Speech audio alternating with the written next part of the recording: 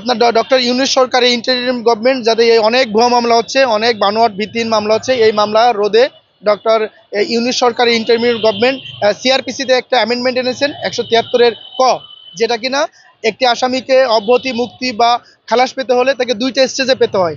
একটি হলো আপনার চার্জশিটের আগে এবং চার্জশিটের পরে। চার্জশিটের আগে তাকে অব্যাহতি দেয় এবং চার্জশিটের পরে সাক্ষী, আর্গুমেন্ট, জেরা এবং যুক্তিতর্কের মাধ্যমে তাকে খালাস দেয় বা মুক্তি দেয়। কিন্তু আমরা দেখতে পেলাম যে সাবেক ফ্যাসিস্ট শেখ হাসিনার ওই আমলে, এই ফ্যাসিস্ট আমলে আপনার যাত্রাবাড়ি থানার একটি হত্যা মামলায় আপনার রায়েরবাগ ফুট ওভারব্রিজের ব্রিজের নিচের ঘটনাকে কেন্দ্র করে শিশু ফায়াজকে তাকে এই বিজ্ঞ সিএমএম আদালতে তোলা হয় এবং তাকে ১০ দিনের রিমান্ড চাওয়া হয় এবং তাকে ৭ দিন রিমান্ড মঞ্জুর করে। আমরা কি দেখতে পেলাম তখন, তাকে একটা মিথ্যা, বানোয়াট এবং ভিত্তিহীন মামলায় এই শিশু ফায়াজকে এই আদালতে তুলে তাকে রিমান্ডের সম্মুখীন করা হয়, যেটা শিশু আইনের পরিপন্থী।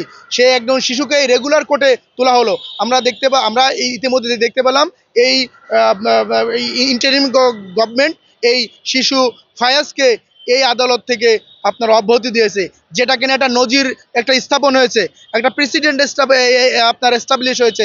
কেননা চার্জশিটের আগে কোনো অন্তর্বর্তীকাল কোনো আদেশ ইতিপূর্বে আমরা যারা আইনের ছাত্র, যারা আইনজীবী আছি, তারা কিন্তু আমরা দেখতে পাই নাই। কিন্তু আমরা দেখতে পেলাম শুধু শিশু ফায়েজের ক্ষেত্রে আপনার এই ১৭৩ পর বলে বিজ্ঞ সিএমএম আদালত ২৮ নম্বর কোর্ট থেকে তাকে আপনার একটা অন্তর্বর্তীকালে একটা আপনার অব্যাহতি দেওয়া হয়েছে। ওইখানে বলা আছে যে পুলিশ কমিশনার বা এসপি সে তদন্তকারী কর্মকর্তাকে নির্দেশ দেবে যে যদি কোনো ব্যক্তি একটা ভুয়া মামলা শিকার হয়, সে যদি মামলার থেকে তাকে অব্যাহতির জন্য আয়োগকে নির্দেশ দিতে পারে।